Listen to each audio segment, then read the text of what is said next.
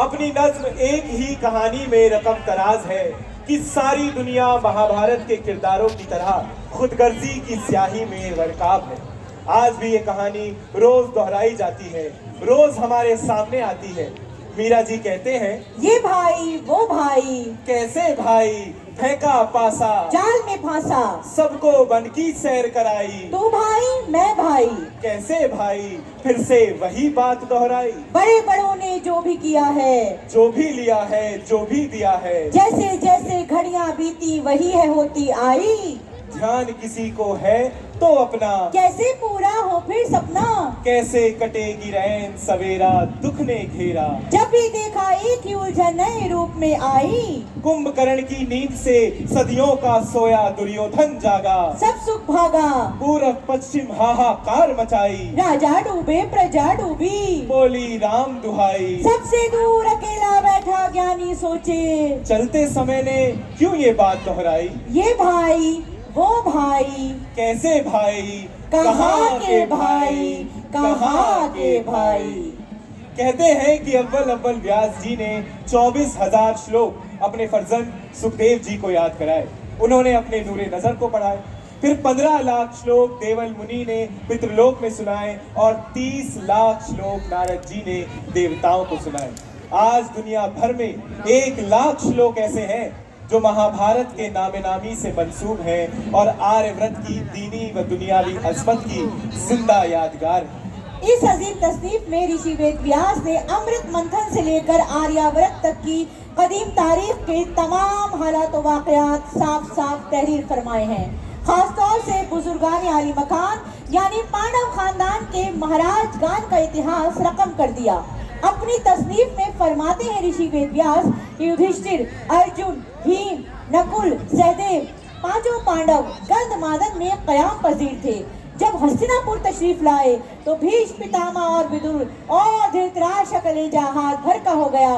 बाशिंदगानी शहर की कली कली खिल गई, जो देखता निछावर होता था।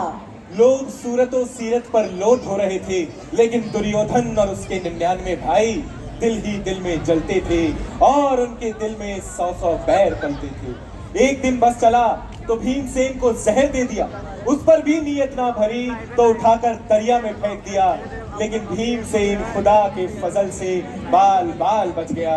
एक रोया भी मैला ना हुआ। फिर साजिशों का दौर शुरू हुआ।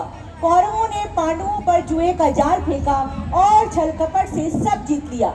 यहाँ तक कि रानी द्रौपदी को भी युधिष्ठिर ने दांव पर लगा दिया। कौरवों ने बरसरे दरबार द्रौपदी की बेइज्जती की, लेकिन मशीयती ईर्ष्या ने उसे बेइज्जत ना होने दिया। पानी सर से ऊपर हो चुका था। एक नादीदा डर से वक्त का दिल धड़क रहा था।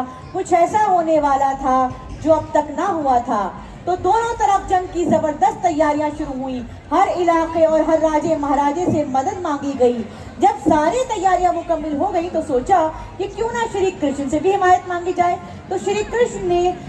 तो दुर्योधन ने श्री कृष्ण से उनकी सारी फौज मांग ली और श्री कृष्ण ने एक सारथी के तौर पर पांडवों का साथ देने की हामी भर ली। लेकिन जंग को टालने की आखिरी कोशिश के लिए भगवान श्री कृष्ण पांडवों का संदेशा लेकर कौरवों के पास गए और एक आखिरी कोशिश की। इस वाक्य को रामधारी सिंह दिनकर ने कुछ यूं बयान फरमाया है, मैत्री की राह बताने को, सबको सुमार पर लाने को, दुर्योधन को समझाने को, भीषण विध्वंस मचाने को, भगवान हस्तिनापुर आए, पांडव का संदेशा लाए। दो न्याय अगर तो आधा दो, पर इसमें भी यदि बाधा हो तो दे दो केवल 5 ग्राम, रखो अपनी धरती तमाम। हम वही खुशी से खाएंगे, परिजन पर असी ना उठाएंगे। दुर्योधन वो भी दे न सका, आशीष समाज की ले न सका। उल्टे हरि को बांधने चला, जो था असाध्य साधने चला। जब नाश मनुष्य पे छाता है, पहले विवेक मर जाता है। हरि ने भीषण हुंकार किया, अपना स्वरूप विस्तार किया। डगमग दिग्गज डोले, भगवान कुपित होकर बोले, जंजीर बढ़ाकर साध मुझे, हाँ हाँ दुर्योधन बांध मुझे।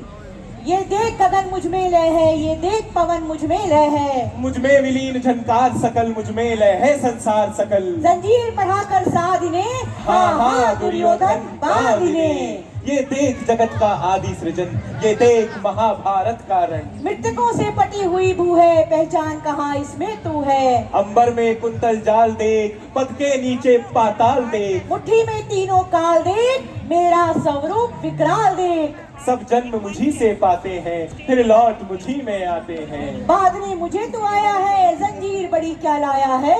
यदि मुझे बांधना चाहे मन, पहले तो बांध अनंत गगन। सोने को साध न सकता है, तू मुझे बांध कर सकता है। हित वचन नहीं तूने माना, मैत्री का मूल्य न पहचाना। तोले मैं भी अब जाता हूँ, अंतिम संकल्प सुनाता हूँ। याचना नहीं अब रण होगा, जीवन जय या कि मरण होगा। मन शेषनाग का डोलेगा, विकराल काल मुंह खोलेगा।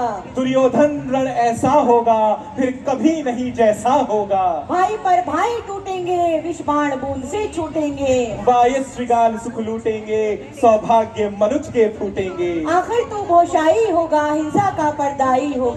थी सभा सन्न सब लोग डरे, चुप थे या थे बेहोश पड़े। केवल दो नर आघाते थे, धृतराष्ट्र विदुर सुख पाते थे। कर जोड़ खड़े प्रमुदित निर्भय, दोनों पुकारते थे जय जय जय जय जय जय। तो आखिरकार वही हुआ।